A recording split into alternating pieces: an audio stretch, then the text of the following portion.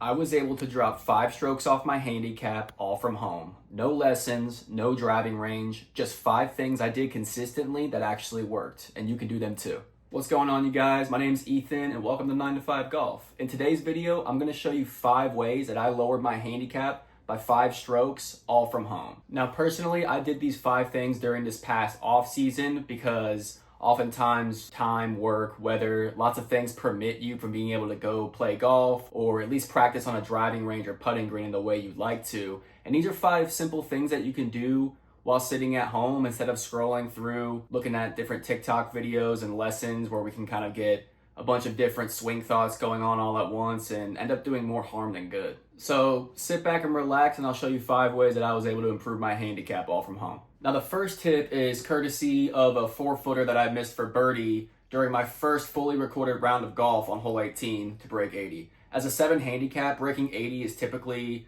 a good round or at least a target score for me. And I was leaving a ton of strokes out on the field, missing really gettable putts from about 5 to 12, 15 feet, putts that I would consider makeable, and just wasn't converting as much as I wanted to. And I put in a decent amount of work on the putting green, just rolling putts and trying to find something that worked for me all in general, and nothing was really working for me. Now, while a lot of us have had putting mats throughout the year, or at least a piece of carpet where we put the cup on the end and kind of just roll putts to it, we're obviously doing something similar and we're going to be putting the ball, but I would rather you take 10 to 15 minutes of intent putting, practicing your setup, your alignment, your routine, and just work on putting straight putts. When it comes to putting, the 2 most important factors in my opinion are picking a correct speed and not only picking, but actually starting the ball on your intended line. If we can do those things, we're going to give ourselves greater chances to make putts, but it's something that not a lot of people can do. A lot of people can generally read a green if it's going left to right, pick a target, but not a lot of people can actually start it on that intended line. So it's really simple. When you get a putting mat, go ahead and roll it out, get yourself a flat putt. And I actually don't even have a putting mat. I use a yoga mat. I've had putting mats in the past, but don't really know where they are. So flipped my yoga mat upside down and went ahead and drew a pink line on it. And this gives me just a perfectly straight putt that we can practice just rolling it end over end towards our cup. Practicing that alone for 10-15 minutes, worrying about our posture, our alignment. We can even set up a small gate or a mirror if you have it, and just practice the act of starting the ball in a straight line on our intended line. And just put in the reps, 10-15 minutes, try to make 10 in a row, 20, 15 in a row, whatever the number is. And then what I like to do actually is go to the other side of the mat without the line, pick up the gate, pick up the mirror, put the cup down, and see if we could do 10 more in a row without it. That way we're still getting the practice of the technique of hitting a straight putt, but then we're doing it without the alignment aid, without the guides and the gates, and just doing it more athletically. It seems really simple, but this really helped me improve my confidence. I was able to practice my routine at home a lot, literally the act of just setting the ball down, putting the line down, performing a couple of practice strokes, and then firing. And I just found myself making a lot more putts from not only 5 feet, but even up to 15, 20 feet. Just a lot of those makeable birdie and par putts that keep the score and the round going. I was able to convert those. So that was tip number 1. Now, tip number 2 of how you can improve your handicap from home is going to be some sort of speed training. Now, when it comes to handicap correlated to certain statistics, one of the highest correlations to lower handicap is higher club head speed. So basically, the lower your handicap, the typically higher your club head speed is. So this is a low-hanging fruit that we can tick off if we just put some intentional practice towards being able to gain more distance off the tee and hopefully through the bag as well. Now, of course, you don't want your mechanics to fall apart when you're doing speed training, and you still need to be good in other aspects of your game. You can't just kind of bomb and gouge your way to shooting the score you want.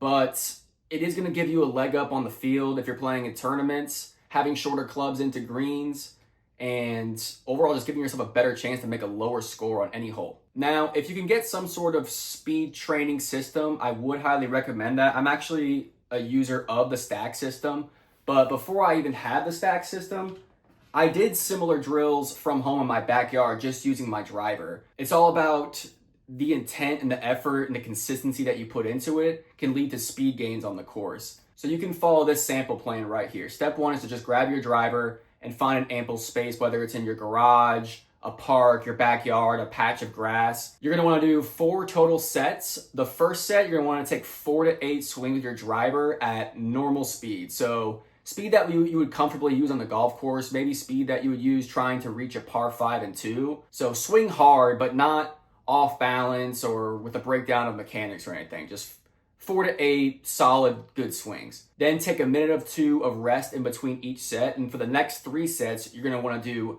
another 4 to 8 reps. But this time, you're gonna allow yourself to try to swing the club as hard as you can. So lengthen your back swing, try to get a further rotation, really focus on exploding through the ball and using the ground forces to your advantage to try to give yourself the maximum swing speed that you can. Now, if you have a little bit of a breakdown of mechanics, fall a little bit off balance, whatever it is, obviously just do the best you can, but give yourself a break. These things are normal and they're gonna happen when we're swinging the club at speeds that our body is not used to. And the result will hopefully be that when you start taking your normal swings at the driving range or the golf course again, that your sort of maximum speed threshold increases. That way your cruising speed kind of comes up with it. I can attest to this. This definitely helped my game. When I was doing this drill with the driver, I was able to get consistently 10 to 15 yards more carry than I was the season prior. And since I've gotten a speed training system like the Stack, I've been able to add on top of that another 6 to 8 miles an hour of club head speed since March, so about 6 months. So definitely highly recommend getting some sort of speed training. Give yourself the ability to not only hit the ball farther on holes, but now all of a sudden, if you have 120 yards into a hole, that might have been your pitching wedge before. Now it's your gap wedge. So not only are you getting closer to the hole from your first shot off the tee, but now you're closer to the hole on the second shot and you're hitting one less club, which gives you more confidence, more of a chance to hit that green in regulation and possibly make a birdie or at least par. Now, tip number 3 should honestly be tip number 1, and in my opinion is definitely the most important of all of these 5 tips for improving your handicap. And that's gonna be doing some sort of mobility work or yoga during the week. Now, especially if we're gonna be doing things like overspeed training where we're putting strain on our body through doing things that we're not completely comfortable with, we're gonna wanna be properly warmed up and have the correct flexibility and mobility to perform these actions. And not only that, but even just in golf in general, if we wanna reach positions that our body can't normally reach, it's gonna help prevent injury, higher club head speed, just durability overall, and help you just make your body feel better through many aspects of your life. Now, I don't do this personally every day, but about 2 to 3 times a week, usually before bed, I turn on a 15 to 30 minute yoga video. People I'm sure you've heard of before, like Yoga with Adrian or Tom Merrick, who I really like because he does a lot of mobility work, and I believe he's a golfer himself, so he has a few golf-specific training videos in there. And this has paid the most dividends in my game by far. I used to deal with just little nagging injuries, little tight hamstrings, lower back things, and just putting in the intent to work on my mobility has really improved my recovery and just made me feel good overall day to day, and especially on the golf course. Try to focus on things like thoracic spine, hip, and shoulder mobility, and I think that these things all together can give you a good foundation and base to sort of improving your flexibility. Because at the end of the day, we can only swing what our body allows us to do, and to me, this is a decently low effort thing that we can do to improve the ranges that our bodies let us be capable of. Now, the 4th tip for improving your handicap from home is more going to do less so with the physical side of golf, but more with the mental side of golf. Obviously, we know that golf is majorly a mental game.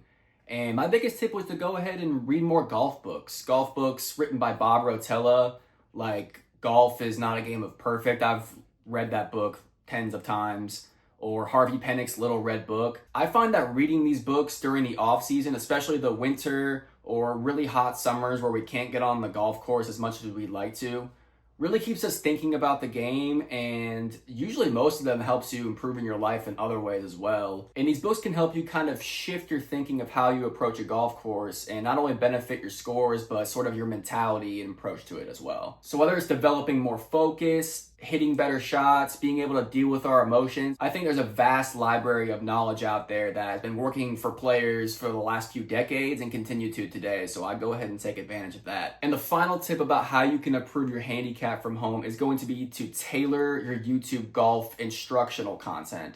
Now, we've all seen TikToks and YouTube videos, and there's hundreds of thousands of instructors out there putting out different swing thoughts, swing lessons, and it's great. The access that we have to these things it's incomparable to any time we've had before. But I found myself, especially during the off season, watching tons of swing videos that give you different swing thoughts and swing feels and certain instructional bits that are obviously well intended, but can sometimes contradict another instructor. And all of a sudden, one guy's saying shallow the club, another guy's saying the opposite. And I think it's important to just pick 2, 3 maximum golf instructors and sort of treat them as your golf coaches. In my case, for example, I watch Porzak Golf, which I'm sure a lot of you are familiar with, for a lot of swing tips and drills to do at the driving range. And then I follow Dan Greaves' short game instruction for all things chipping and pitching. So just a couple of coaches, a third one maximum if you like them and if it's tailored to sort of what you're looking for in your game. But I would definitely cut down the amounts of different ideas and opinions that you're getting about the golf swing and just listen to a couple. And that's pretty much going to do it, guys. That was 5 ways that I improved my handicap by 5 strokes over this past off season. If you guys like content like this or have any ideas of things that you want to see, comment down below. Obviously, this is my first real video. We're going to have some other things coming through like course vlogs and some pretty fun stuff down the road like driver fittings and tournament play at the end of this year and a little bit of next year. So go ahead and hit the like and subscribe and join the journey, and I'll see you guys next time.